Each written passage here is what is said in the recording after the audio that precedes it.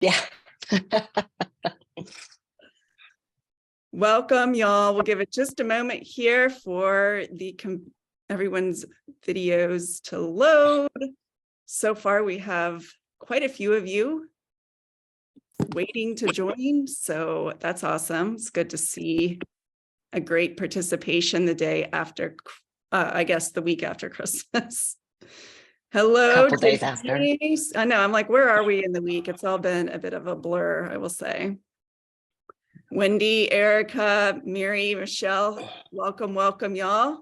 Thanks for joining us. So I just want to start with a little bit of reflection. We always like to do this with our unstuffed clients. And as you all know, we're big fans of celebrating wins as we go along this process. And this past weekend, as we all know, was Christmas. So there were probably lots of opportunities to practice these habits. And I know we talked a little bit about it in the Facebook group, but I just want to invite each one of you to share, maybe even just reflecting on the beginning of the program, what a goal was when you signed up. What was the objective or something you were hoping to accomplish? And how did it go? Now that we're kind of wrapping up and this is our last coaching call, how are you feeling about the progress you made in the program? Did you get what you signed up for? And maybe where's the opportunity to keep practicing? So Janice, you're always one to greet me with a smile, which I love and appreciate so much. We'll go ahead and start with you. Oh, that's so sweet. That makes me feel so good. Thank you. Well, you know me, I'm chatty Kathy, so I'll try to keep it short and sweet. But when I signed up for this program, I really was just kind of like, let's just try something else. You know, honestly, I didn't have a super high expectation. I just was like, we just got to keep going because I was just, for me, it was, okay, that didn't work. But I did come to this program. I did sign up to this program knowing full well that I needed mental help with eating. So I do feel that has been accomplished. While my goal hasn't been accomplished as far as the weight loss, that's okay, because I've just been discovering so many other things, so this, for me, I'm just getting started, to be honest with you. But it's a wonderful accomplishment to be able to get started. And when I made that post one time that I really am starting to see the light on my path to weight loss, I really do feel that way. And I'm getting all misty-eyed, but I really do feel that way. And so I do want to keep going because it's been a wonderful experience. It really has. Thank you. And yeah. I love the love that you guys have given us, and all the support has been really, really good. Thank you. Oh, it's our pleasure. Thank you for sharing that. I think, honestly, weight loss for many is a nice goal, but probably not incredibly realistic at this time of year. I think maintenance is probably a better goal for most of us, especially we have a history of kind of slowly weight gaining, kind of at this time of year, having the scale bounce up and down. I mean, I feel like if we're just coming out kind of at maintenance, for many of us, that is a win. And like you said, Janice, having some awareness, some understanding, maybe a light shine in an area that you hadn't really seen, or like I said in the post, I think it was Christmas Day, if you've now got some hope in an area where maybe there hasn't been any hope for quite some time, that to me is everything. A little bit of motivation to want to keep going and exploring this part of yourself. How do you feel like you did on the eating this past weekend? Maybe give us one win, something that you're feeling proud of, and an area where you feel like, okay, I can do this, but also I want to get better at this one thing.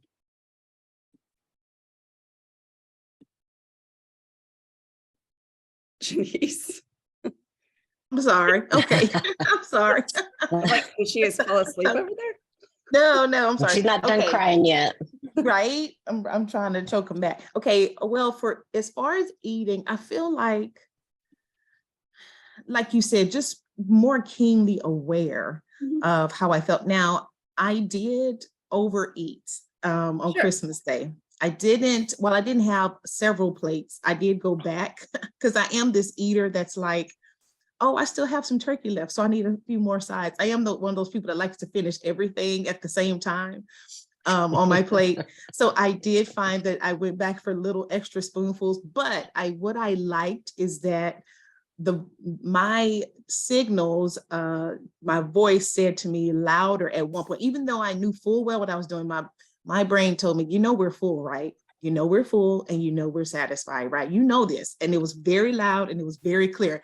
And I actually had to pause and I was like, yes, I know, to myself, right? And I did make the choice to go ahead and enjoy those last few, bites that I didn't need. They were still good, but I am completely aware of, Leslie, what you said, those first bites, those best bites. I get it now. All those things are starting to really manifest as I eat. Cool.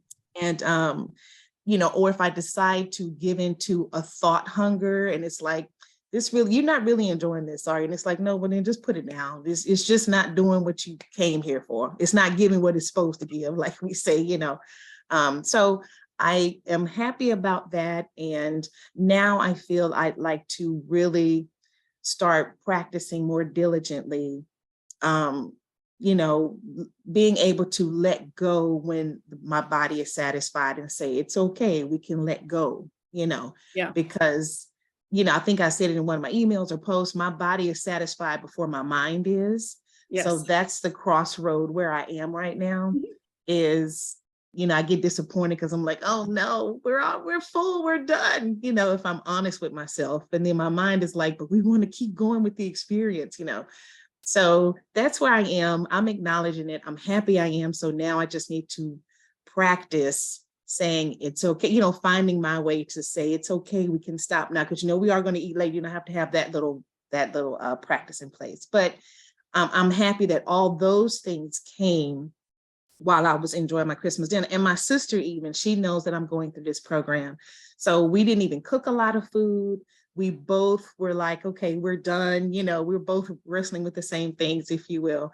And even we said that even next year we'll cook even less food, because we just realized that we don't need a lot to fully enjoy it. And after one nice plate, we're good, So that's those are the wins. Those are the things I am proud of. But yes, I still feel like it's Christmas time. Oh my gosh, everything is so good. I'm gonna eat it. Yeah, I think that's pretty normal for the stage that you're in. I would fully expect all of you to have overeaten on Christmas Day. I also tell clients frequently that it's totally okay to overeat. I just want you to do it with your eyes wide open. I just want you to not beat yourself up for it afterwards. I want you to be okay with your decision, that you're owning it and not just putting your head in the sand. And then, like I said, kind of guilt tripping yourself or have that shame wrapped up in it afterwards. No punishing exercise the next day, no, doing these restrictive measures the following day. You just make the decision, no drama, and then move on with your life. So I'm totally okay with the overeating as long as there's no beating yourself up afterwards. That's really where we start to spiral, I think. That's where the dieting really comes in. So do you agree with that stuff? Is that kind of the similar approach you use with your clients as well? Yeah, 100%. I think it's important to recognize that even people who have healthy relationships with food overeat sometimes, and the holidays are those times where things are, for all the reasons we've already talked to you about, things are in your environment. There are social pressures, there are food pushers for them too. And while those of us who have unraveled our relationship with dieting and continue to work on doing that need to have a few more boundaries and safeguards up around us, have the awareness that we don't have to eat for other people's pressures or because of our environment and things like that, there are going to be situations where even if you are just a normal ass human being with a normal relationship with food and no drama and no dieting, where you're going to want to have a bite or two, where you're going to say, you know what, this is so good, I just don't want to see this get tossed in the trash or whatever it is. And Janice, it kind of reminds me when you said, like, I had a little turkey left on my plate, so I had to go grab a few more things. One of my old behaviors was kind of like, oh, well, like if I poured a bowl of cereal, it's like, okay, well, now I still have milk, so I need a little more cereal. And it's like, well, now I need a little bit more milk because I poured a little too much cereal. And like you just kind of keep going back and forth and trying to find the perfect balance of like cereal to milk until it's gone or until you're physically ill. And so just the awareness is huge. Awareness helps you stop overeating so much. So even if you still become someone who always overeats on Christmas, chances are you're not going to always be stuffed miserable on Christmas. And that is a big difference. You're going to maybe overeat by a few bites, not a few plates. So I think that's great. Yeah. All right. Well, Michelle, we'll go ahead and move on to you and just maybe get something that you're feeling proud of this past weekend and maybe something that you want to improve upon. Sorry. Yeah, so proud, I would say. I didn't drink any alcohol on Christmas Day. And I was really conscious of because immediately going into the family situation and like to deal with this person and this situation was like that was my instinct was, well, let's just open the wine. Like let's just start. Because I just didn't want to deal with it's just negative. Just everything is just negative. And so it just feels like you're not fun to be around. It sounds horrible. But and so that was my default. Like, let's just start drinking to get through it. And I was like, no, like let's try not to drink to get through it and to just manage in different ways. And so I did overeat still, and I think part of it was just environment. Like all the appetizers were out at 1:00 and it was like, that was enough for a meal in and of itself. And then the food came out at 3:00 and it was like, and it even kind of pushed back a little because my mom was doing the meal part of it. So I felt comfortable enough to say something like, do we have to eat now? Like, no one's hungry, like, but it was very much like, no, this is when we eat, this is what we do, and so it was like, okay, I wasn't going to be able to like, push back more. But so, yeah, so I definitely ate that meal, not hungry, but I did kind of try and at least like watch my portions as far as, well, I'm not hungry. I still want to enjoy the food that I like, but I also don't need to overdo it. And really being more like, I'm going to enjoy the things that I really like, not feel like I have to take everything just to make people happy, and so I feel like in those ways, those, were wins. I'm still struggling, I think, just with nighttime eating, that like teaching my brain how to relax at the end of the night without food. That's just a habit that has been stuck with me for so long that, and some days I like talking it through in my brain, and I'm okay. And other days, I know I'm saying that like, oh, screw it. This is just what I want. And I think it was, I don't remember if it was Steph or you, Leslie, like had said, well, when you say that though, what is the it, right? Like my goals, my plan, and so trying to kind of like, okay, what am I saying? What does that mean when I say that? So that's something that I know I still need to work on. Well, like you said, it's an old habit. That one's going to be there with you for a long time. It's like if you are a right-handed person, suddenly now you're trying to eat, throw the ball, right with your left hand. It's just going to be clunky for a while. So you have to give yourself the time and space to allow that new habit to develop. And right now, the fact that you're catching those thoughts is big progress in and of itself, because there's always a thought before an action. And that's really what we want to work on changing. Dieting is all about changing the action. But really what we want to be doing is kind of rewriting our identity. You're not a nighttime snacker anymore. What do you do in the evenings instead? How do you utilize that time? What would feel good to you? If food wasn't available, how would you be spending that time? Just all the things that we've already talked about on these calls that you now get to invite into your own mind in the evenings and start kind of exploring. But it's just going to take time. You're in the process of becoming a new person and kind of overriding behaviors that you've done for a very long time. So sounds like you've made some great progress, Michelle, and I'm sure that you will continue to. Thank you for sharing. Wendy, I'm going to come up to you and invite you into the conversation here. Oh, thanks. Yeah, so I'll just talk about the value of the program from when it started to now. And I've really enjoyed the storytelling in the reading materials and on the calls and from the other participants. I relate to so much of what people say. One story that stood out to me. Can I just talk about my motivation for, I'm realizing, I don't know if weight loss is my primary motivation per se. I think it's, I want to be healthy. I want to have a good relationship with food so that every holiday, summer, work, all that, I'm not so fixated on eating and food and diet and how I look. And I just want a comfortable relationship with food. And my health and fitting on planes and fitting on in clothes and stuff, I think is like my size in that way. But I don't know if weight loss is like a huge thing for me, which is a little bit surprising. But when I really go into my authentic, real motivations, yeah, I would say it's other things besides weight loss. So that's been eye-opening. And the storytelling, the story that stood out to me was, I think Leslie wrote in one of her things about a nephew with a puzzle and it got all destroyed. And she tells him it's about the journey. And to me, the relationship with food is about the journey and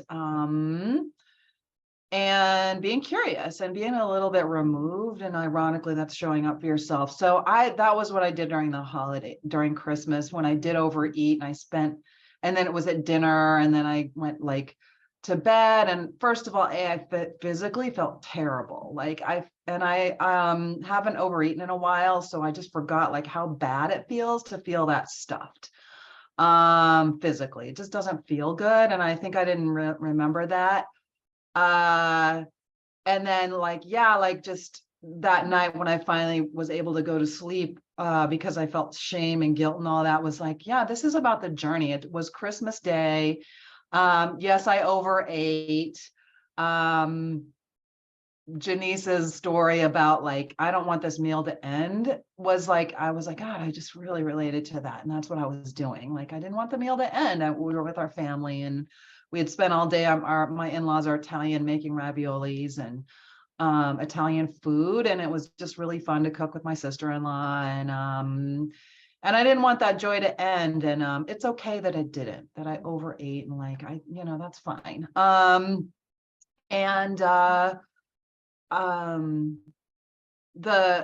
I would say that's a win, and that's some insight too. And also I feel there has been this dynamic that I've uncovered of the dictator versus the rebel we've talked about. But also for me, I think with a Zoom caller, sorry, I don't know your name, but the Zoom caller was talking about skipping a meal, skipping lunch, and should I do that, blah, blah, blah. And I was just thinking, for me, I think another thing that was sort of eye-opening is I do a lot of emotional not eating.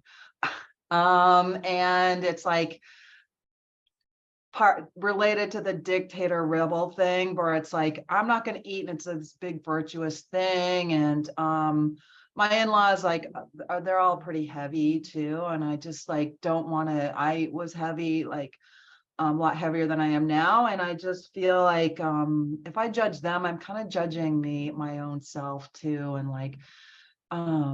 it's an area to work on. It's where is the line of feeling confident and good and a sense of accomplishment, and where is the line of the toxic judging and stuff like that. And I think I have more work to do on that, because I hate to say this about myself, but I was a little toxically judgy toward like my family too on some levels, and their eating and their weight and stuff like that. And I just don't think that's super cool.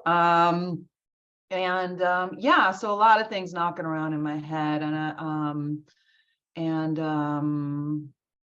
yeah, but the storytelling, like all the stories told throughout the program, and keep coming up for me. And at the end of the day, I want a healthy relationship with food, and like kind of focus on the journey toward getting there, and not going in a shame spiral if I make them. I don't even call it a mistake, but overeat. Like, some, you know, when I wasn't dieting, I was very much like Leslie. Like, I was not overweight as a kid, and didn't really start dieting until I was like 26. And then it was just like a all in kind of, you know, thing. And back then though, I didn't worry about it if I had a donut or something, you know, something like that. I didn't eat like that all the time. I was much more in touch with my physical body too. And yeah, and I just want to reflect on one thing though. I would say, like, for me too, I realized there was something making my blood run cold about win-lose language, like wins language. And like, I guess this is another thing that's very personal. And I'm sure all of us have some kind of like thing, but for me, my family, like I have a brother that's toxically competitive. Like, he's always comparing, and who makes more money, who has a better marriage, who's like got the best life. And that was all growing up in sports and things like that. And it was just like, he won and I lost. And so I guess for me, I have to change that language toward like reward language, I guess. I don't know, because a small win to me, I'm like, you know, that means somebody has to lose. And in my family, that person was me. So yeah, I don't know. I'm like been tripping over that a little bit, but I understand. I comprehend why that's a big part of motivation and you know, advancing. But for me, I'm like, okay, I think I just need to change that language a little, just because of my personal history. But yeah, so anyway, oversharing all over the place. No, and that's thanks for listening. actually really interesting insight, and I appreciate you sharing that little tidbit at the end there as well, because it's fascinating to kind of hear what words trigger some people and which ones don't. You mentioned the motivation maybe being a bit different, and it's so fascinating as we work with our clients, especially through Unstuffed at the beginning. So many are just so hungry for weight loss, but as they move through the program, the goal totally shifts to, I just don't want to keep eating like an asshole. It doesn't feel good to do that, right? Or I don't want to continue letting my life pass me by because I'm afraid to wear a swimsuit, or I'm not fitting in like the appropriate clothes that I think I should be. I mean, just on. And that's a big part of why in the Unstuffed, there are the 3 pillars, one of which is body image, which is something that we haven't even really begun to scratch the surface on here because there's just not enough time. But there was a workshop. That one was more about boundary setting around body image, and Steph hosted that. So if you haven't listened to it yet, I would definitely invite you to go back to the podcast and give that a listen. But it's a big, big part of this work. And I think it's been a big hole, so to speak, in this program because it is a complex issue. And I think you're right. If you are likely catching some judgmental thoughts about other people, it's usually just projection, right? We're kind of judging them through our own lens here, how we view ourselves. And so I appreciate you bringing that to the table. Anything you want to add to that, Steph? Well, mostly, you know, it's projection, but it's projection rooted in socialization. We've just really the message has been hammered home that our value really is in our consumption, in who gets to consume us in what way. And it's funny that you, or funny, not funny, haha, but interesting that your perception of the daily win feels kind of like a competition, which I can definitely see that. Where somebody wins, that means somebody else has to lose. And body image is much the same way. If I'm always fighting for a very specific body type, for the socially acceptable body, that means that I'm agreeing that there's a right way to have a body. And if I am agreeing that there's a right way to have a body and I want to have that body, then there's also a wrong way to have the body. And somebody else always has to be wrong in order for me to be right. And so it really is about changing our relationship with ourselves. And that includes with the daily wins. The whole purpose of the daily win is to prove to ourselves that we have our own back. You know, it's kind of you versus you in a lot of ways. And the old habits are the ones that lose when the new habits are the ones that win. But you never lose. And I tell people all the time, when you fight with yourself, you lose every time. Some version of you always loses if the other one has to win. And so it's really about coming home to your body, coming home to the connection with yourself, coming home to who am I outside of all of this noise. My motivation for losing weight wasn't about losing weight at all either. It was really just, hey, I know I've got some emotional eating pounds on my body. And I don't want to be a person who is not honoring, respecting, and loving the language that her body is speaking, the emotional language of saying something is wrong. You need to look, you need to pay attention. And so my eating was showing up as a way to say, I don't want to hear it. I don't want to hear from you. Dear intuition, fuck off. And that was not in alignment with who I wanted to be. So once I got good with my body image, cleaning up the emotional eating wasn't about changing my body at all. It was about changing my relationship with my body, not asking it to be a storage unit for unprocessed emotion. So, you know, there's a lot to kind of unpack there. I'm really proud of you for starting to peel those layers back. I love hearing your experience and kind of what you've pulled out of it. And, you know, feel free to change the language to, you know, your daily whatever, like your daily deposit, your daily investment in yourself, you know, the way you showed up for you, your hug of the day, of the way that you did that for you, whatever helps you feel good about doing this. Because when it comes to the daily win, it really is what we focus on expands. And so the reason we want to be self-congratulating and self-rewarding is because, first of all, we're not socialized to do that. Bragging is bad, and keep yourself small and be humble and meek and you know, but there's reason for that. That feeds into the system that you are never enough. And if you're never enough, you're marketable and you're profit, and you're part of a system that keeps you feeling down. So we just want you to start focusing on what you do well, where you're showing up for yourself, so that your brain knows what you want it to do next. It's like, oh, that felt good to do that for myself. I guess I'll repeat that again tomorrow. I guess I'll look for other ways where I'm showing up and I actually am not this broken person kind of shoved to the side like society teaches me I am. So hopefully some of that is helpful. I don't know, that was kind of a rant or a ramble or something, maybe a little all over the place. Rambling is welcome. All right, thanks. Thank you Blame both. it on the cold medicine. And Wendy for both of those thoughts. Deanna, I'm going to go ahead and invite you to join with maybe sharing something that you're proud of with regards to this past weekend. Maybe if there's something you could go back and tell yourself on day one, you know, what would you say? Has the goal changed? I mean, just whatever you feel like sharing.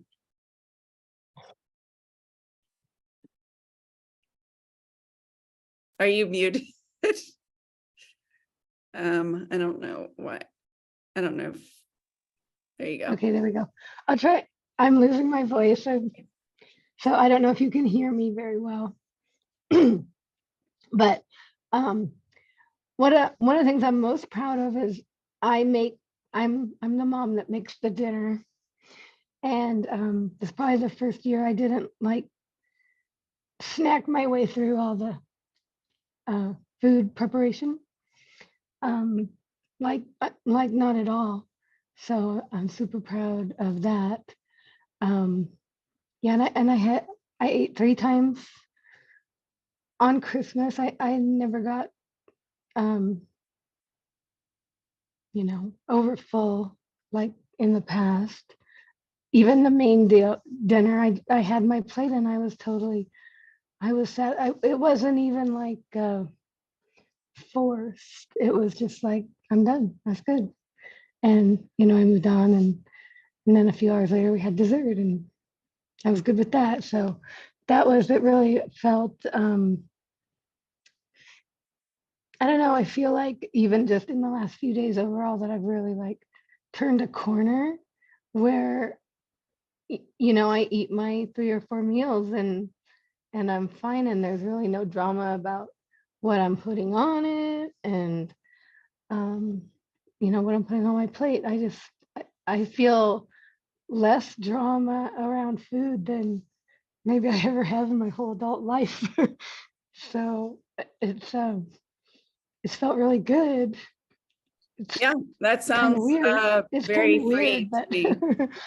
yeah.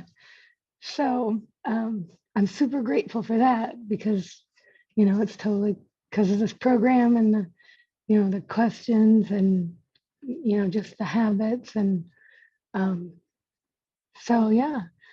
And then, I mean, there are some things to work on. I really think slowing down, because if you remember my add-on thing that we talked about Yes, last I was going week, to ask you. Mhm.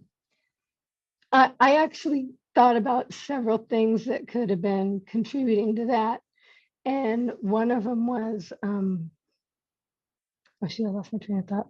What did I just say about? Your add-on eating at the end of your meals. Yeah, but it was tied to what I said right before that, what I was going to say about it. Well, I'll just go on. There was several things. Slowing down eating. And one of them that I thought was that, well, I just don't feel like I'm finished yet. So that when I would add on something, it gave like a finality. So I thought, well, I'm not, and I have been good about the distractions. I don't have my phone or anything like that, but maybe I'm still just not necessarily present. And also I do have a tendency to eat fast. So, if I slow down while I'm eating my meal, then maybe when it's gone, I'll feel like I am done because I didn't rush through it, basically. So that's something I want to work on, slowing down. But the other parts about adding on is I do know scarcity mindset with food is something that I've dealt with. And then the under eating. So I actually got a bigger plate. I have a 10-inch plate and I put my food on that. And it was funny because the first time I was like, oh, that looks like a lot of food. But then I was like, well, it's probably no more than if I get up and, eat more stuff off the counter after I finish my 9-inch plate. So it's probably not more food than I'm going to eat anyway. So I use that plate. And then, so I did get, more full, but I'm usually hungry for my next meal. So it's probably not too much, but it did help. I finished that and then, no, I really don't want anything else. So, and I actually haven't added on anything since I walked through all that, asked myself those questions and approached the, it's kind of a few things I did at once, but, it helped. So. That's awesome. It reminds me a little bit of this concept that we use called the bullshit bowl, where with clients who kind of snack a lot while they're preparing food, grazers throughout the day, we just kind of invite them to bring a bowl to the table. And instead of putting in their mouth, just put it in this bowl and see by the time your meal rolls around, if that's actually what you really want to eat, because it's just a bunch of bullshit. And when you think about it, a lot of the time it's enough food to be an entire meal in some instances. And so it's like, you're not even enjoying it. You're not even present with it. It's just a bunch of scraps here and there, not nearly as tasty of like, and sitting down and being present with food prepared in a way where all the ingredients are together in the way that they're supposed to be assembled to create this nice dining, or flavorful meal. But instead we just kind of like shove things aimlessly. So it's just something that we sometimes encourage our clients to do, just as a way for them to get a visual of how much they're eating. And also like, is this even appealing? Is this the way that you want to be interacting with food? Sounds like you've already turned, like you said, a corner on that to some degree, but now you just get to continue exploring, and repetition is going to be your friend in solidifying that new habit, because the old one is going to be there. on the Well, yeah, hard. I can't say my brain has never offered it up, Yeah. but it's just, but it's a lot less tempting just, um, enjoying the meal itself more while I'm eating it, and having a little more. So I'm not, I don't have the excuse, oh, but there's room. I can get up and have, a few more bites because there's room, because I'm more feeling like, I don't really know if there is room. So I'm just not going to do it. I love it. Different thoughts creating different outcomes. Notice how you're asking yourself, different questions, or having a different thought, kind of challenging the old belief, pushing it back a little bit, and then look what happens. As we always say, when you ask better questions, you get better answers and usually better results as a result. So, well, thanks for sharing that. Appreciate you. Angie, I'm going to go ahead and invite you into the conversation here. So if you don't mind, just share something over the weekend that you're feeling proud of, and maybe an area that you'd like to continue improving on. Okay, so can you hear me? Yes. Yay. Okay, so I did the one plate on Christmas, and I didn't have pecan pie, although I wanted it, but I wasn't hungry, so I didn't have it. I'm like, I'll have it for breakfast. But then I went to the gym and I came home and I didn't feel like sweets. So I didn't have the pecan pie. But then I finally ended up having the pecan pie, but it wasn't great because I didn't follow the rule. Like, I had it after dinner because I was like, oh shit, if I don't eat the pecan pie, someone in the house is going to eat it and I'm not going to have any pecan pie. So it took me 3 days though, after Christmas, the pecan pie was there. I did serve it on a bowl, but a little bowl, but I don't know if I really needed the pecan pie. This was last night. I don't know if I really needed the pecan pie last night. I probably should. I mean, I wanted it, but wasn't hungry. So I'm still struggling as far as that's concerned, because I did well on Christmas with people around. And and with my family, I ate it in front of my family. I didn't secretly eat it, but I still had it. So Well, I mean, listen, there's a lot of things to celebrate, a lot of things that went really well. I mean, I don't personally think there's anything wrong with eating pecan pie if that's what you want to eat. Notice how you're going to get to it eventually anyway. Like, it's a lot of times it just comes out in a dysfunctional way where we're eating it in secrecy or we're judging ourselves afterwards. It just turns into like this problem when it's really not a problem. You wanted the pie, you ate it, cool. What are we going to learn about this? And how can we move on?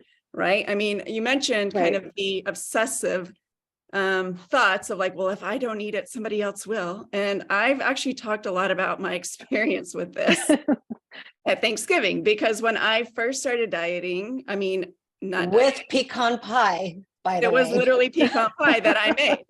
There's like a whole podcast episode basically on this, but I've heard that podcast. yes, you probably know exactly where I'm going with this. I'm just going to button it up here for our members who haven't heard it, but I was obsessing over this pie, and I don't even really like pecan pie that much, but I put a lot of time, energy, and effort into making this thing. And I kept worrying about people eating it before I got to it. And I was like, so I ended up eating it, right? Because like I wanted the piece, but what I did the next year was something different. I chose to go ahead and cut myself off whatever desserts I want. Probably wasn't even pecan pie at that point. And then I just put it away in a container, and nobody knew where it was because I kind of like tucked it away back corner of the fridge drawer. So I knew it was there. And then you know what happened? I totally forgot about it, and I did never even eat the pie. I left town without it. But that is the difference between giving yourself permission to have something and then, or versus like tug of war, mental tug of war. Honestly, though, I wasn't hungry for it. So I thought I was doing good. You were doing good. Because I didn't, but you're right. I was still thinking of this darn pie, and I was like, well, I'll just have it for breakfast. But I was like, I just didn't want a sweet something for breakfast. Yeah. So I don't know. I think you made a lot of really great decisions. Honestly, I think you really. I mean, yeah, I could have eaten pecan pie for 3 days if I really wanted, like I didn't. So yay for me. And then the other thing that's really stuck with me is thinking about how I would think in the future. So like putting my thoughts in the future already. I think is really a great way of thinking about every situation, honestly. So I'm really trying to, that's what I'm focusing on this week is what would my future self say to myself about this situation? So that's where I'm at. Awesome. I love that. We're going to actually, hopefully we'll have time to dive into a little bit of that here momentarily, because that is kind of where we want this conversation to go, is talking a little bit about the worksheet, because obviously the new year is here and people are setting goals. I think you all, having gone through this process now, probably get the power and meaning of habits. Hopefully we beat that into your head quite a bit, as opposed to goals, which tend to be very short-lived, a lot of willpower and forcing and shoving and trying to do things that don't always come easily, and that's why they're unsustainable. So stick around. We'll be talking about that. Angie, thanks for sharing. And that definitely focus on the things that went well. There was a lot that went really well. Don't get caught up on the fact that you had the pie. We can talk about it. I think, well, I'm not going to continue to expand because that will turn into a whole last conversation. But I would say email us, or I'll email you and we can explore it a little bit further. Okay. All right, Erica, I don't know if you are participating, but I want to invite you into the conversation if you are. Oh, there you are. Woohoo. Cool. So did you hear the question? Are you something that you're proud of, and maybe an area that you want to improve upon? Yeah. So I can say so on Thanksgiving, or not Thanksgiving, sorry. That's what I was doing to myself though. I kept comparing myself to, I did better at Thanksgiving. Get it together, girl. So for Christmas, the moment I'm most proud of is my family, typically about an hour or two after eating, then it's like, okay, everybody get together and it's time for pie, or, whatever dessert was brought. And I wasn't hungry. I didn't want it. So I was just like, oh, no, thanks. I'll probably take some home, and then I get to have it for breakfast. And so I passed. But then I'm like sitting amongst everybody, and it, kind of like kept like gnawing at me, like maybe I could just like have just a bite, I'm not hungry, but so but then like I was like, well, I don't want all the judgment. I don't want all the looking at me like, well, you said you weren't hungry, like, not that anybody would have said that out loud anyways. So but I did resist, and I brought it home and I had it for breakfast, and I had one bite and I was like, this isn't that good. And so I threw it away because I know myself. If I keep it in the house, what's the point of keeping it in the house if I'm not going to eat it? But if I hold on to it, like, afraid to throw it away or something, I'm going to eat it. So I promptly threw it away to, get rid of the temptation. And then I was like, I'm so glad I waited, because if I had taken that bite sitting around with everybody, I would have just kept eating because I would have felt like guilty throwing it away. So, so I recognized through that I still need to work on, like other people's judgments or thoughts, that might be influencing some of my choices. And there was a couple times where I did feel like a little bit of pressure of, like, oh, we'll just have a little more, or don't you want to try that? And, I was able to kind of like put it off, but so I recognize I'm still growing in those areas. And I'd say overall for the program, like my biggest success is that I've not been snacking, and I feel like I've really kind of gotten over the hump of, especially that nighttime where it's just nagging at me that I want to snack because I'm bored and I'm super tired. And so at first I thought it was more about bored eating, but the more I went along with it, I was like, well, recognizing, oh, I do get like a bump of energy. And I was missing kind of that bump of energy that I was getting if I had a snack at night. And so just being honest with myself and going into being curious instead of judgmental about my choices. I've been sticking with that. And then that temptation to just sit in front of the TV and eat, like that's pretty much gone. I'm just like, I don't do that anymore. I don't need to do that. So yeah, I think I'm doing pretty good. Gonna stick with it. And I'd say that the reason that I joined the program initially was it was a little bit of kind of regaining my self-esteem and my self-worth, because I really have tied that to like my body image issues that I really like, gosh, comparing myself to, how thin I was in my 20s. And, it's an unrealistic expectation of myself, but just really beating myself up about like, man, you've really let yourself go, and I really kind of started the journey probably about like 4 months ago of like getting into some counseling and stuff to regain my self-esteem and my self-worth. And so this program came along at the perfect time that I was already building that foundation, and this was just more for the foundation. So that definitely made it easier to kind of jump in. And so yeah, that's where I'm at. So many good things. Yeah, I'm trying. Good things in a very, I mean, y'all think of 6 weeks. It's funny when, we're wrapping up on stuff. They're like, I can't believe it's already, 6 months basically. And when you sign up for a 6-month program, it's terrifying. But then they're like, wait, we're not done yet. Like, what's the next 6 months? And that is actually why we created Masterful, because there's so many of our clients that want to continue exploring their fullness and the psychology in a more advanced setting and way. And so it's just fun to see because this is our first time doing a 6-week program, honestly. So it's been fun to see where people are in just a 6-week pocket of time. What do you think, Steph? This group has actually been a lot of fun for me because the mindset is just different in 6 weeks than it is in 6 months.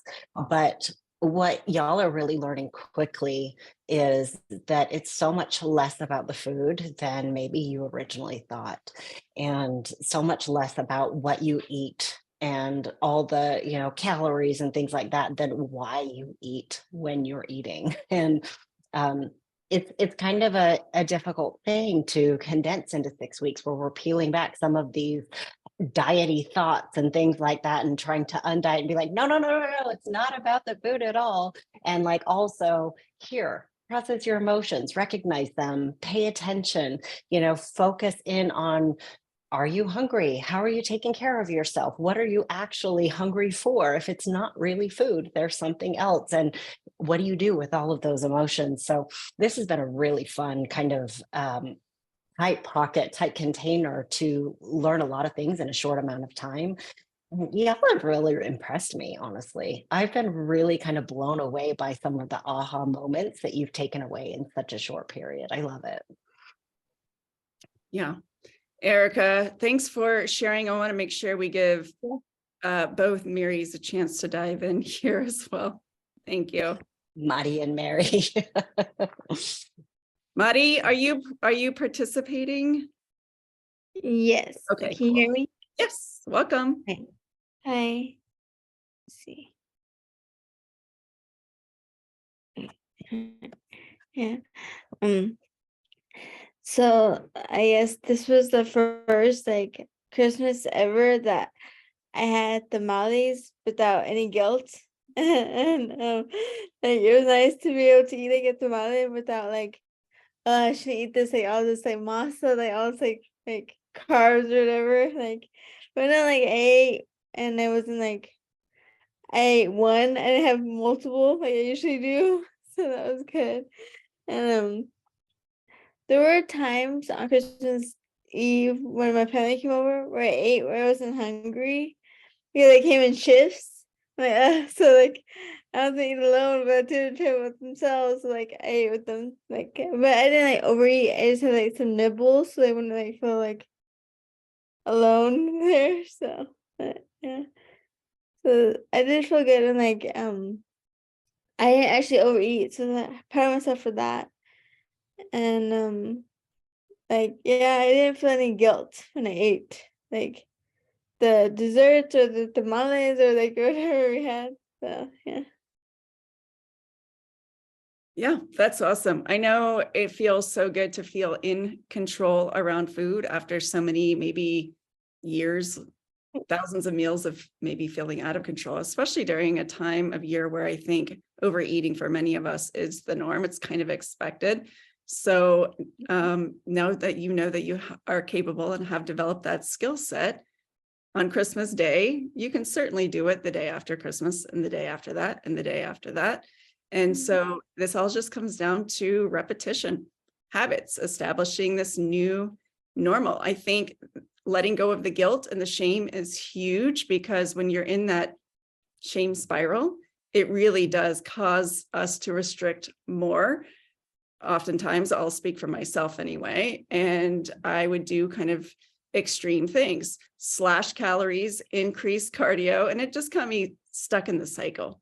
Instead of just saying, yep, you overate, it happens, and then just move on to the next meal as if it didn't happen, and just use that as an opportunity to practice again. Hey, you're learning something new. This is typically like a really challenging time for you. So can we at least acknowledge like the things that went well? You plated your food, you sat down at the table, there are the wins there, the moments that look like progress if you allow to acknowledge. And that's, like Steph was saying earlier, really what we want you to get into the mindset of doing is, what you focus on does grow. So, Mari, that sounds exciting. I know you've, sounds like you've got some good momentum kind of moving on into the new year.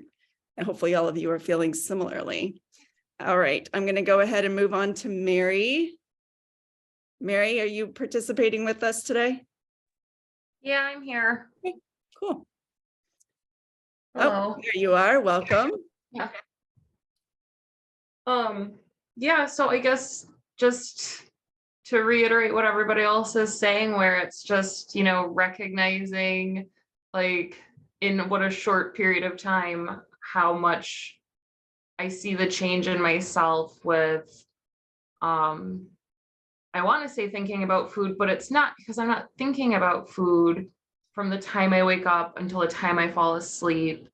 I was sending an email to Steph this past week, and like in it, I caught myself, trying to like have a moment of like, well, I don't really like to like throw food away. I feel guilty about wasting food. And like, as I'm typing, I'm like, well, that's bullshit, because how many times have I bought healthy food with the like intention of, okay, this time will be different, only to like not eat it and it goes to waste and I throw it away anyways. So it's like, okay, so now I'm getting comfortable with leaving food on my plate if I'm full, and just starting to learn the clues of like, I'm full and it's okay to be full and not finish what I have on my plate. And, there's still leftovers in my fridge from last week, which like leftovers don't stay in my house because I always get so excited to like keep eating.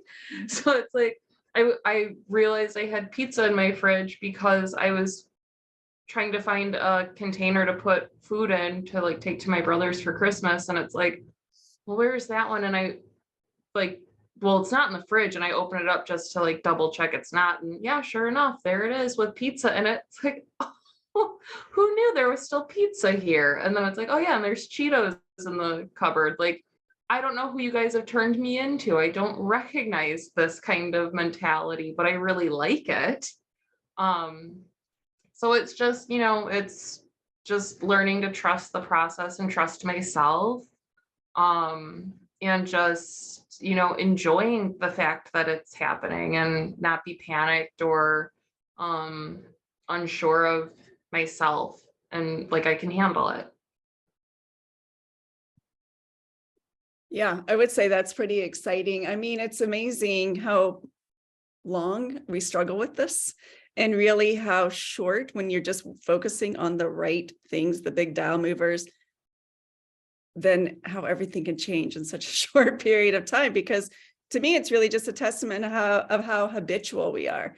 We just think the same thoughts and try the same weight loss methods. I mean, my go-to was always low carb and like eating as few carbs as possible. And I tried it a million Mondays, I swear, and it just never worked out for me. But when I got a different roadmap and started to cultivate a belief in myself again, some hope again, started getting some, not even weight loss wins, so to speak, right? But just like starting to feel more in control, that I wasn't binging all the time, or I wasn't necessarily overeating as much, like on a holiday or at a restaurant. And it was just like, okay, things are happening here, but I was just doing something different. And I think that's why all of us end up pissed off, frustrated, and annoyed when we're dieting, because it's just going to be a dead end road every time. And we have to be willing to try something different. And you all did. You had the courage to put your feet in a program that was like, okay, this is different than what I've normally done, but look where it got you. You took a risk, and it only gets better from here, Mary. I just want you to know that you will look back at a year. I'm counting on it. Yeah, I mean, we literally guarantee it, because we're so confident in what we do and what this program is all about. Because it wasn't that long ago, Steph and I were in similar positions as y'all. It doesn't feel like it, so it's really great to hear each and every single one of your stories. And this is also what I love about community is in our minds, we think we're so different and we're so unique, and like we need some kind of special program that's like tailored and customized to, but like realistically, y'all aren't that different. We're not that different. We're all kind of struggling with the same challenges when it comes to food and weight loss and body image and judging ourselves and on and on and on. So I'm just so grateful to all of you for, putting your belief and trust in us. Steph, I'm going to go ahead and pass the baton on to you here for a few minutes. Yeah, I just want to talk for a little bit about what's going to happen in the new year. And I personally love New Year's and New Year's energy. I think it's a lot of fun. My brain immediately starts thinking about, okay, what's going to be different? And it feels like I hit a refresh button. And if you're like me, then I think it's a great time to take advantage of that energy. But what I want to be different for all of you this year, and I know Leslie does too, is instead of thinking about goals like I'm going to set a money goal and a body goal and a health goal and a relationship goal, and I'm going to set all the goals and I'm going to be a better house cleaner and all the things, I really want you to think about, last week we spent some time reflecting. This week we're really spending some time thinking about our future selves. And if you think back 10 years, I bet you are very different. There are some things that you probably feel very familiar with, like this is just how I've always been, but there's probably some big changes that happened right under your nose that you don't even recognize or think about anymore. And that is all a result of your habits, behaviors, systems that you have in place, for better or for worse, my friends. So if we want a goal, if we want something different, that's fine. But what are the systems you have in place that are going to get you there? What are the ways that you're going to be paying attention, holding yourself accountable? And what is actually realistic for you? And so kind of Leslie mentioned it earlier, goals tend to be very like timeliney and short term, and anybody can do this for 8 weeks or 12 weeks or, whatever, or until I lose 20 pounds or until the wedding or until the reunion. But what about who you are? What about changing who you are as a human being who interacts with food or who eats in certain kind of ways? And so all of you have gotten a taste of that over the last 6 weeks of thinking different thoughts to get different outcomes, noticing where you're giving yourself permission to bullshit yourself, or where your awareness is heightened. And you might still have those experiences like many of you mentioned, where it's just like, yeah, but I really just want it, or it really tastes so good, or I hear you, but like, shh, like here's the permission slip sentence to say go to hell with that whole self-improvement thing.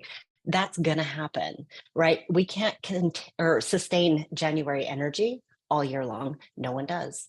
In fact, no one sustains it through January. It's like gone February 1st. We are back to old potatoes, like just doing the same thing we've always done. And so, if we really want something different, there is no amount of enthusiasm and energy and focus and, vision boards and whatever that is going to make it happen without saying, like, let me tell myself the truth about how I can do this every single day for the rest of my life. I don't want to be someone who can do it until I lose 20 pounds. I want to be someone who knows how to keep 20 pounds off. So instead of thinking, how do I lose 20 pounds? I want to start thinking, how am I someone who doesn't regain my weight? What are some of the behaviors that someone who has lost 20 pounds or never gained it in the first place? What are some of the ways that they interact with food that I don't yet? And we start looking at these things and saying, okay, let me see if I can change my thoughts. Let me see if I can focus on building the habits over and over and over, putting the reps in over and over and over. And that may mean doing less than you think that you want to do. That may mean starting smaller, like we do in our Unstuffed programs, with one habit at a time, one teeny tiny little shift and change at a time, where some people are like, seriously, this is not going to make a difference. This is not enough. Why are you asking? Where's my meal plan, my calories, my app, and like my new part-time job in order to do this? It's like, no, my friend, we are doing one habit at a time. We are doing it slowly. We are teaching your brain not to freak out, because you have got to become someone who thinks differently about food, about yourself, and also learn to meet your needs when you're not eating. And that takes a lot of focus. That takes like making it smaller. And so if you did one thing, just one thing once a month, let's say, differently than you are today, you have 12 new habits. 12 new habits that lasted you the rest of your life would change your life in ways that someone who sets a new goal to lose 20 pounds will never experience, ever. So I just really want you to think about things from a different perspective this year. Instead of setting goals, know what your goals are, know why you want to reach them. Why does it even matter? Why do you give a shit? I'll tell you, let me spoiler alert, it is about a feeling. You just want to feel a certain kind of way. It's not that you want to lose 20 pounds or make more money or get a promotion or whatever. It's because you think that those will make you feel a certain kind of way. So get to the bottom of, how do I actually want to feel? And how can I start doing things every single day to make sure that I'm working toward those feelings on purpose as often as possible? And when I'm paying attention to these things, I'm not tracking in a way that says I'm doing it right or I'm doing it wrong. I'm tracking in a way that says, here's what I'm doing well. Here are the areas that for some reason are not clicking. Let me look. Is it my systems? Is it my thoughts?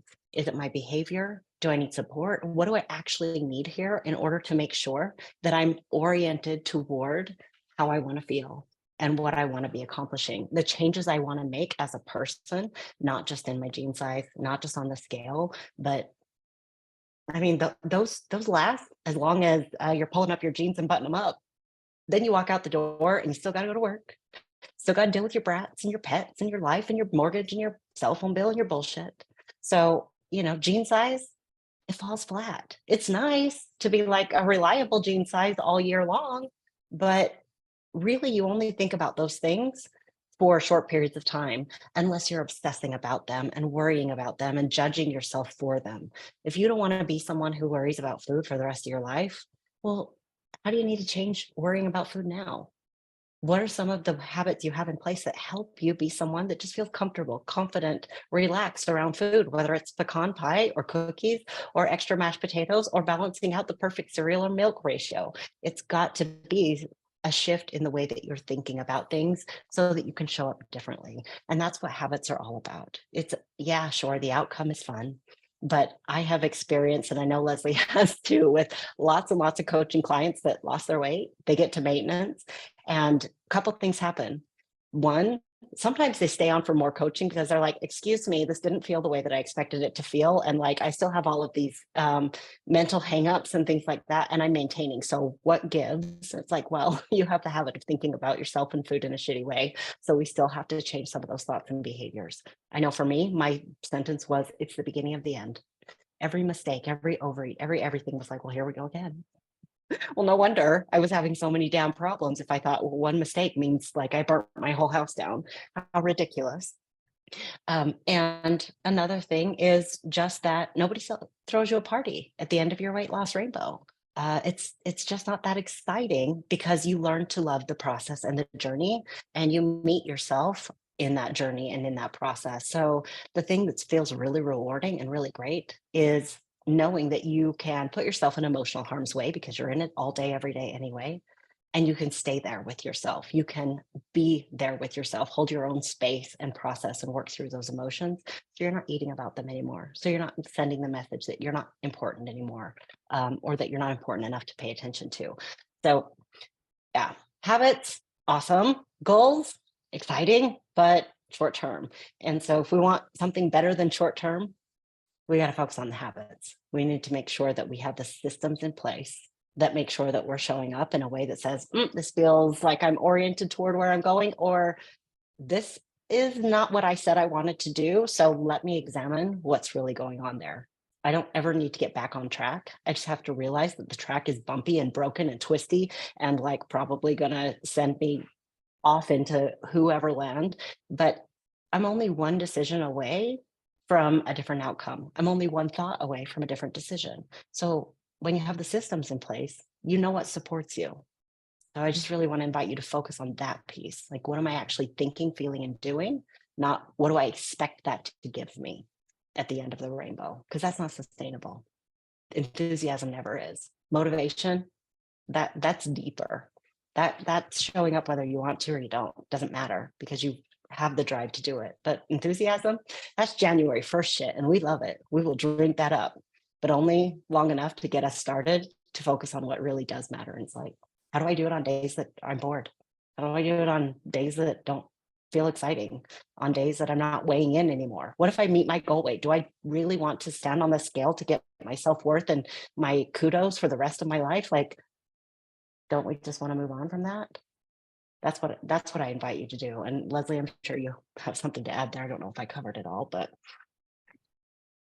Yeah, I mean, I think when it comes to habits, they're not sexy, certainly not like goal setting. But the reality is, when you look at what the successful 5% of people who have lost weight and kept it off long-term, 2 years and longer, ideally their entire lives, when you actually look at what the research shows, they're not changing their lives overnight. They're not trying to become a different person overnight. They're not slashing calories. They're not cutting out carbs. They're not eliminating sugar. They're not avoiding dairy or gluten or doing, 2 hours of cardio on the step mill. It's slow and it's methodical, and it's almost like they don't even know what's happening. And that's why nobody wants to do it, because it doesn't sell. It just doesn't sell. We are, especially nowadays, with the advent of the internet, I mean, we are constantly, especially this time of year, y'all are just going to get hammered with it. We all are, right? Just like the transformation pictures and the glossy bullshit, overnight success stories. And I don't need to tell y'all, you've been there. You've done it yourselves a million times, likely. And you have an opportunity to do something different. You've already started doing something different. But I want to be clear, and I think we've mentioned this in the past, habits take time. That 21-day thing, not true. Not true. It's a myth. And so you need to go into it with your eyes wide open. Your habits are vulnerable. They're in their infancy stage right now. And I think partially when you look at successful New Year's resolutions, they do have two things in common. There is a plan, detailed. How are you going to get from point A to point Z? Most people don't even know where to start. They're like, I just want to lose 20 pounds by June. It's like, cool. How are you going to get there, right? Tell me all the steps. And what happens on the day that your kid is sick, or you're sick, or you get a flat tire, or you can't make it to the gym, or whatever. Life happens, right? And we don't do a very good job of accounting for how life throws us curveballs. But that's the beautiful thing about habits. They stick with you no matter where you're at in your life. I don't just stop brushing my teeth if I'm having a hard day at work. It's a habit. I do it anyway. I don't even think about it. It's mindless. It's effortless. So I think the second thing is accountability. Having somebody kind of check on you, and you all have had a taste of that throughout this program, right? These coaching calls, I know we've tried to do a good job of like reaching out to you through email, giving you an opportunity to just touch base and share whatever you want to share and get some assistance. Also, just feeling like somebody gives a shit about you. I hope you felt that. Janice, you mentioned it at the beginning of the call, so that makes me feel like we're doing something right. Thank you for that. Because, you know, I just feel like my frustration, so much of it was spending like I was wasting my time and my money and energy without necessarily believing in my, like, if this is the right path for me, am I doing this right? And having somebody kind of tell me, yes, we've actually filtered out all the bullshit so you don't get stuck wasting your time and money, and just follow these, you know, these steps as much as we can, and we'll make them your own so they actually fit into your lifestyle. To me, has always been such a huge comfort in working with people who have already helped other people do what I want to do. They've already got the playbook. I don't need to reinvent the wheel. Just tell me what to do. And so those are really the two things that you need to go into your future with. It's like whether you're accountable to yourself. I don't really trust friends in a lot of ways because they don't always show up. I think we can probably all attest to having like a dieting buddy, and like your dieting buddy sucks at like showing up or having your back, or they're the same dieting buddy who wanted to like go out and cheat and do all those things. So maybe not always the best at holding you accountable, but you can be accountable to yourself. And we tried to help show you how to do that with the weekly worksheets, with the self-coaching worksheets, actually with the habit tracking chart, having a moment with yourself every week to evaluate, how are we doing?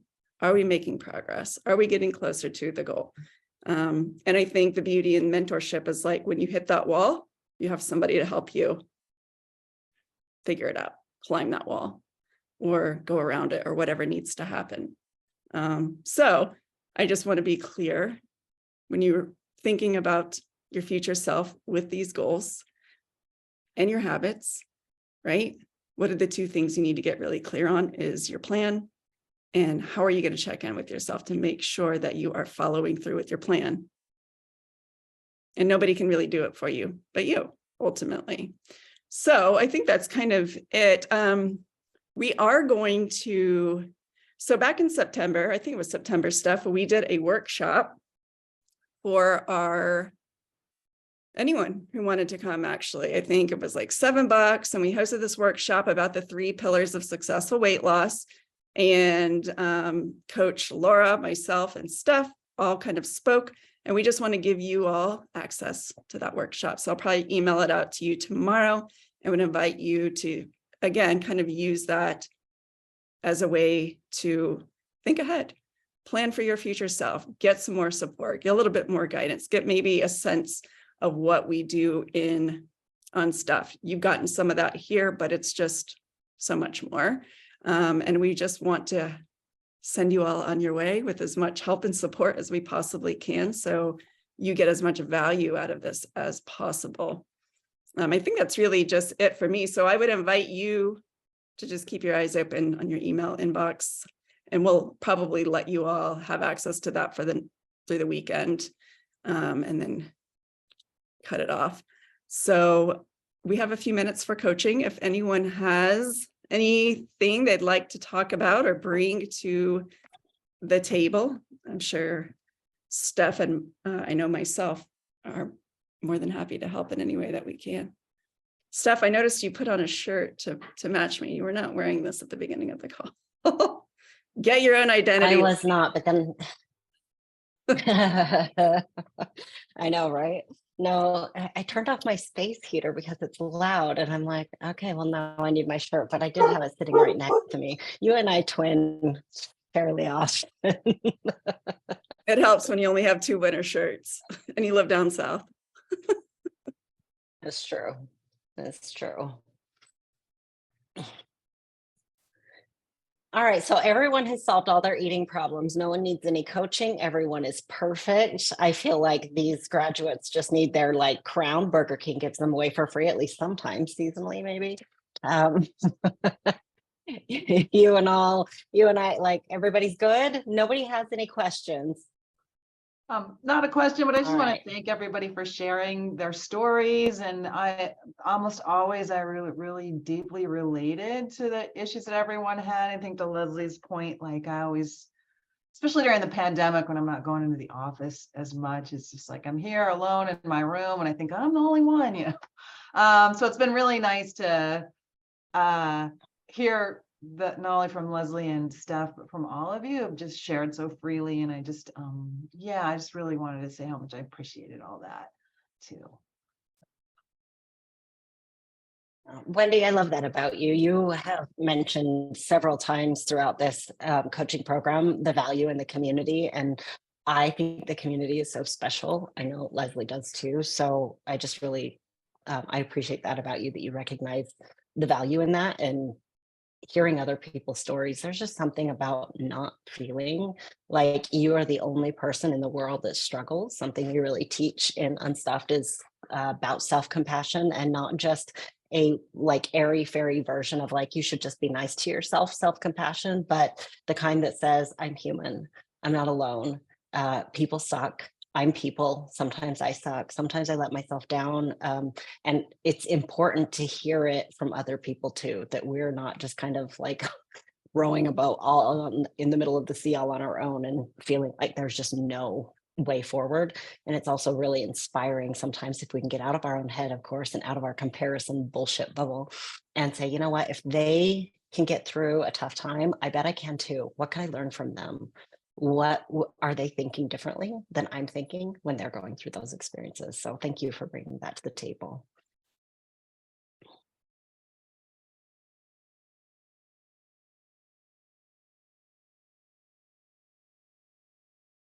I'm uncomfortable in awkward silences, y'all. I will fill them. Come on. Is everybody ready? Feeling good about wrapping up their holiday season? What are your plans for New Year's? Do we have any bumps in the road between the long lost week of the year between Christmas and New Year's where nobody knows what they're doing? Is that an obstacle, or is everybody just feeling super solid? I think that they have some structure. Yeah, well, I definitely feel like Leslie sent the email kind of asking, you know, how do you feel? What are you most proud of? You know, what do you feel your next steps are? And I definitely feel for me, my feathers have been ruffled, or everything. I feel like all the dust has been kicked up. And so it's a good feeling, but now I feel like, how do I organize it all in my mind? So I believe part of my response in the email to her was like, I personally wouldn't mind to continue going with Unstuffed and almost kind of starting over, because this to me was a great introduction. And again, a great dust up, because it just so many more things unraveled for me that I need to grapple with than just the eating, that I feel like, okay, now what do I do with it? Because I feel like I've just been laying bare, which is a good thing. For me, because I'm noticing that not just some of the snacking desires have subsided, but other things I was doing that I didn't like that I was doing, as far as doing things to cope with certain feelings, those things and desires have subsided too. So it's almost like the foundation of that little building has been blown up, and it's like the building has collapsed, and it's like, okay, now what do I do with all this rubble? You know, that's where I am. So for me, I don't feel like I quite know what I'm doing, but I know I'm doing something good and it's getting better. And because I'm the type of person I am, it just needs to be in some kind of order for me to really, so I don't quite feel like I'm in control, but I know I'm gaining control. I'm seeing the change, if that makes sense. So I'm not there by far, and a whole lot has unraveled that I didn't anticipate was going to be unraveled. So yes, I still need a lot of help, but I'm excited that I've begun the journey. I still feel like I'm at the starting point, if I'm very honest, but I don't mean that to sound like this has not helped me or anything like that. But I envy Deanna, who's just like, yeah, I didn't have a problem. I ate 3 times, you know, and I didn't even feel like I had to do my add-on. I was like, man, wish I could be there. No, I still want to add on. You know, it's better in a lot of ways, but that Deanna is she's my goal as far as mental just like, yeah, it was effortless. I didn't even want it. Yeah, you know. So yeah, I'm thinking that if I'm, you know, whenever Unstuffed opens to unroll up for enrollment, that's where I need to be. I need the 6 months and I need the masterful, because I have 40 some odd years of stuff to unravel, especially when connected to food. So, but I'm excited about this journey. This is the best program I've ever participated in to help with that. Wow, that's kind. Thank you. Yeah, I know that means a lot to both of us. You will have a chance to join Unstuffed. We're going to make sure that you all have a discount for participating. We want, I mean, you kind of know what you're getting ish between Steph and I, and, you know, attending these coaching calls, seeing the content behind the scenes. I mean, it's just been like a snack size version of Unstuffed. So, but yeah, we want to make sure that we're giving you all as much support as we can. I'm happy to hear that you want to continue on this journey, Janice. I think that it is just getting started for all of you. Realistically, if we're being totally honest, I mean, 6 weeks in the grand scheme of your lives is a drop in a bucket, in an ocean. Dexter, it's like, all right, lady, wrap it up. We need some cuddle time here. So, yeah, it's really great to hear that you're interested in continuing to unpack this further, because there is a lot. I'm still learning a lot, I feel, and it's particularly in the body image area, because that's newer to me than it is the habits and the eating stuff. So I'm still feel like I'm not newish, but intermediate. You know, I'm not going to be teaching any courses on body image yet. That's what we have stuff for. So I just like to say thank you to everybody and wish everybody a happy new year. And that's about it. thanks, Angie.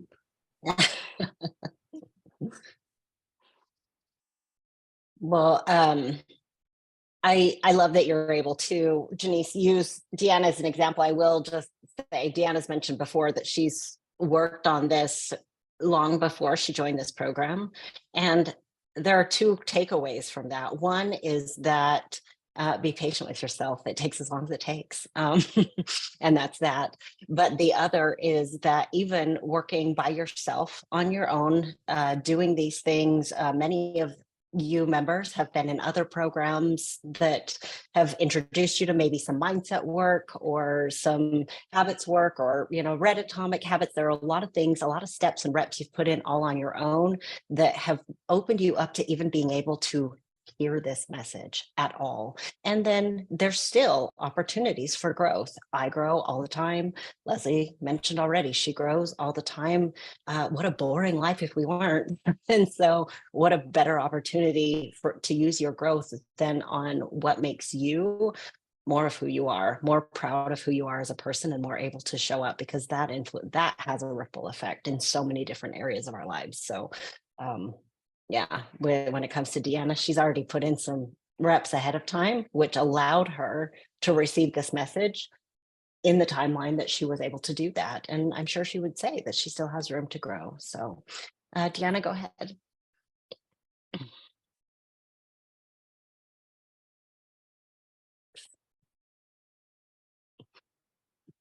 Oh, you're still muted, my friend. I'm good now. There we go. Yeah, I just wanted to say that, yeah, it's been like over a year since I really dove into working on, you know, hunger directed eating. It was October of last year, so a full year before I even, you know, and just on my own, you know, and you might have books or mini courses or something, but you know, I always avoid the hard questions, right?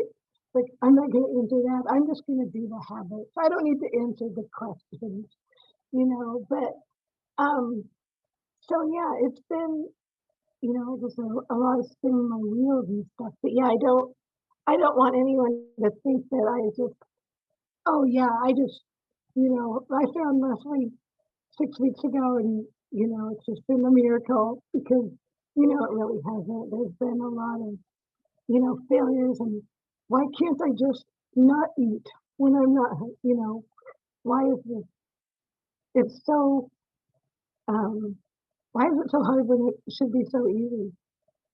Right? I mean, because the concept, well, you just don't eat if you're not hungry and you just don't, stuff your face all the time. Why is that hard? But there's so many layers to that, that it's worth peeling them away. Mhm. So, and Well, yeah, that's still, like I said, I feel like I just turned a corner and there's still, I mean, there's more. I feel like there's always going to be mhm, more. mhm, I've been dieting since I was a teenager. You know, I, and I decided, a year ago that I can't do this anymore. mhm, It's not working. Um, it always, you do the fluctuating, but the fluctuating is always going up, right? Always getting mhm. more. And it's like, this is not a good trajectory. I gotta figure this out. But anyway, yeah, it takes a lot of work. So don't be discouraged. Keep working on yourself. Well, that's good to hear. Thank you for sharing that. Because when you're on these journeys, you come across these people and you do, and we've touched on this, and they look like they might have some little challenges here and there, but for the most part, they look like they have it, just all together more so than you do. And because all you see are your deficits. So I appreciate you sharing that. But where you are now, that is still my goal. That I am very happy for you and the information you shared. But I am looking forward to the day where I'm like, yeah, that was perfectly fine. And I was able to let it go and didn't even think about it anymore. So yeah, thank you for sharing that though. Thank you. It's closer than you think, Janice. Since you've already opened this door and started walking down this path, it's much closer than you've ever been.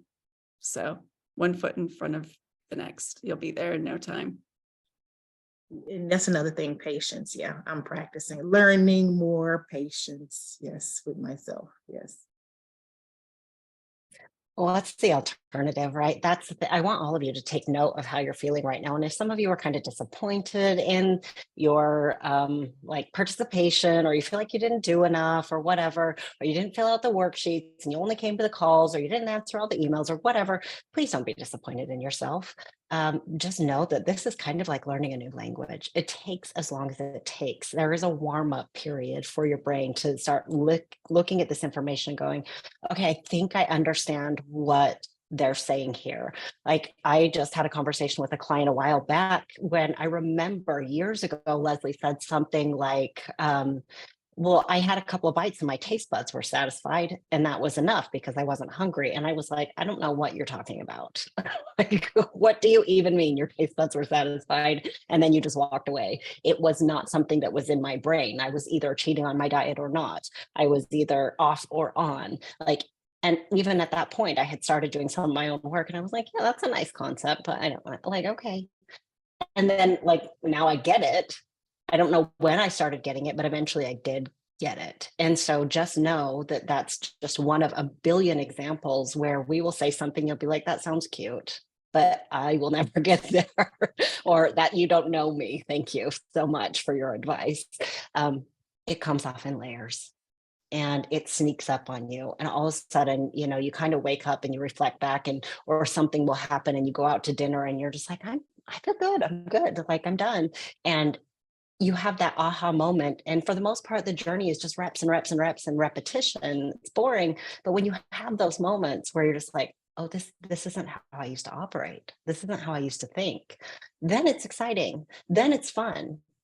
You don't get them all the time. You don't get those rewards all the time, but it is pretty special and fun when you get them, when you notice that you are just innately different. You're a different human being who thinks different and feels different. And so I look forward to all of that for all of you. Please don't be frustrated, feel behind, any of those things, feel like you have to catch up and do all the worksheets. If you have questions about Unstuffed, please don't hesitate to ask them.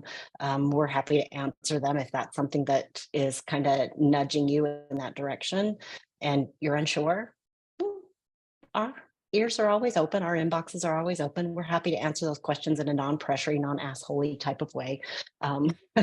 Just Speak for Make sure yourself. that you're getting what you need. Well, except for Leslie, sometimes she's an asshole, but I'm always super nice. I will say in Um, the Unstuff Facebook group, what you were just talking about, Steph, I do think that what's cool about that is you have access to veterans who have gone through the program, and they are still sharing their, like, I guess, Ahas. epiphanies, their aha moments. And it's really cool to see, because they're like, when y'all used to talk about this, I didn't get it, but now I get it. And some are coming back, maybe a month, 6 months, a year after the program. I think we had somebody over the weekend, even Miriam in our community, who has been doing this for like 3 years, is like, just a very different kind of Christmas than, like, I finally get it. It's all making sense, even though she's literally been on the team and worked with us closely and on these calls. She's still learning. We're still learning. It just doesn't end. The difference is you're just not as in such a rush. I think we kind of learn to relax into the learning process a bit more and just kind of accept that it's going to happen as it happens, and it can't be forced. So time is going to pass anyway. There's really not a better way to spend it than like investing in your own self-development and growth, So if there's anything that we've learned, it's that this learning can't be forced. It's just going to come as it comes. And that's why there is no getting behind. It's just, what are you available for right now at this season of your life? So. All right. Well, good stuff. I think that is it for us today, ladies. Thanks for participating in the program. We will be in your email inbox. I know that we have some emails that we need to reply to, but we're also, please be patient with us. We're trying to also enjoy a little bit of our holiday downtime before we get the influx of clients again here in a couple of weeks. So, but we see you and we appreciate you, and thank you so much for believing and trusting in us. I know Steph feels similarly. So we will see you in the Facebook community. In the meantime, I hope you all have a great rest of your day. Thanks.